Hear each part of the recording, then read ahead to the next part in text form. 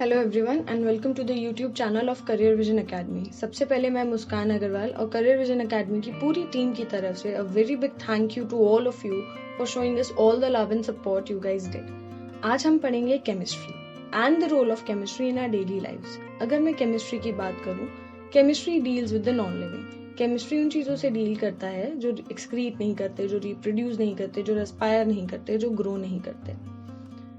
दुनिया में दो तरह की चीजें हैं, लिविंग और नॉन लिविंग। पुराने जमाने में इंडिया में साइंटिस्ट नहीं हुआ करते थे, महर्षि और मुनि लोग हुआ करते थे। ऐसे एक महर्षि थे जिनका नाम था महर्षि कन्नद। उन्होंने कहा अगर लिविंग थिंग्स की स्ट्रक्चरल और फंक्शनल यूनिट सेल है तो नॉन लिविंग थिंग्स की स्ट्रक्चरल और फंक्शनल यूनिट क्या होगी। इस चीज को ढूंढने के लिए उन्होंने गोल्ड ब्रिक लिया और उस गोल्ड ब्रिक को हाफ में डिवाइड करते गए, एक को हाफ में, हाफ को फिर हाफ में, फिर हाफ को फिर हाफ में। जब वो ऐसे ऐसे करते गए तो उनके पास एक ऐसी यूनिट आ गई जो इनडिविजिबल थी, जिसको आगे वो डिवाइड नहीं कर पाए। जॉन डाल्टन नाम के साइंटिस्ट ने उस यूनिट को नाम दिया एटम। और जॉन डाल्टन ने ही हमें ये बताया कि एटम आगे कंबाइन करके मॉलिक्यूल्स बनाते हैं, जिससे आगे नॉन लिविंग थिंग्स बनती हैं या फिर मैटर बनता है। Matter is anything that has mass and occupies space. Matter ऐसी कोई भी चीज है इस दुनिया में जिसके पास मास है और वो स्पेस घेर रही है। Book, phones, fan, glass, slabs etcetera, कुछ भी ऐसी चीज जिसके पास मास है और स्पेस घेर रही है, दैट इज मैटर। वहीं हमारी फीलिंग्स, हमारे थॉट्स, हमारी ambiguity, they matter a lot in our lives, but as they do not have mass, neither they occupy space, they can not be considered as matter.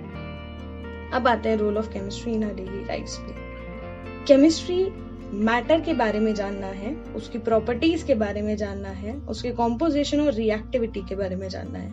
Matter, particular matter किस चीज से बना है, वो अलग अलग चीजों से कैसे रिएक्ट करता है, उसकी क्या क्या प्रॉपर्टीज है। It is the science and study of matter, including its properties, composition as well as reactivity. It relates to everything that can be sensed from minute elements to complex structure. Chemistry में आप छोटे से छोटे element से लेकर बड़े से बड़े स्ट्रक्चर तक जान सकते हो। मैटर से रिलेटेड, मास से रिलेटेड बहुत बेसिक सी लॉ है जिसका नाम है law of conservation of mass. It was given by a scientist named as Lavoisier in 1774। Law of conservation of mass की अगर बात करूं तो अपने नाम में ही बहुत कुछ बता देता है, but before studying this law in detail, 3 terms ऐसी हैं जो हमारे लिए जाननी बहुत जरूरी है। पहली टर्म आती है chemical reaction. The process in which new substances with new properties are formed is known as chemical reaction.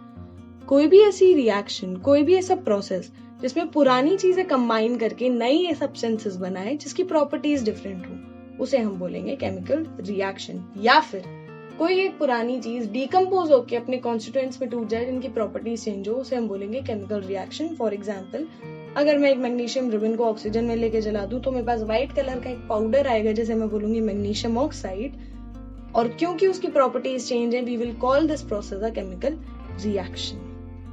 Second term पे आते हैं रिएक्टेंट्स। रिएक्टेंट्स आर दो substances which take part in a chemical reaction.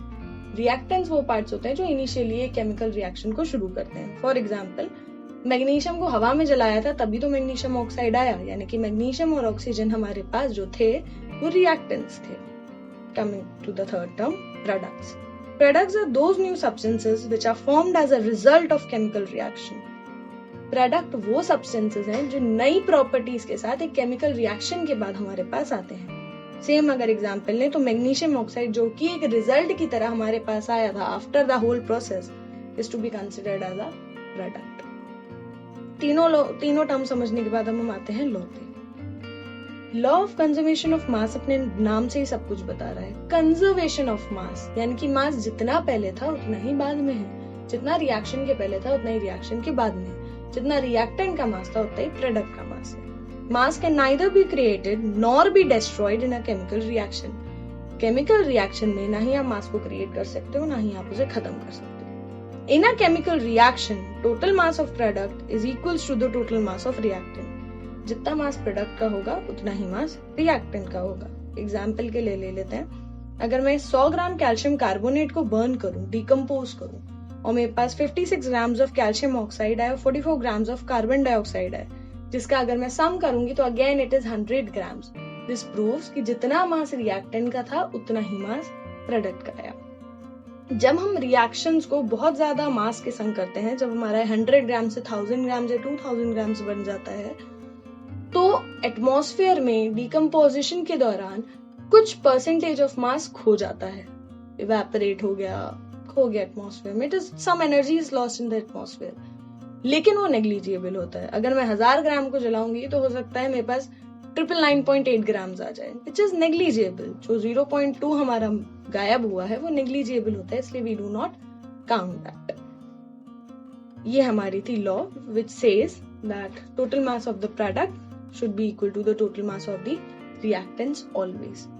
किसी भी query के लिए you can drop a comment in the comment section. We'll get back to you as soon as possible. Thank you.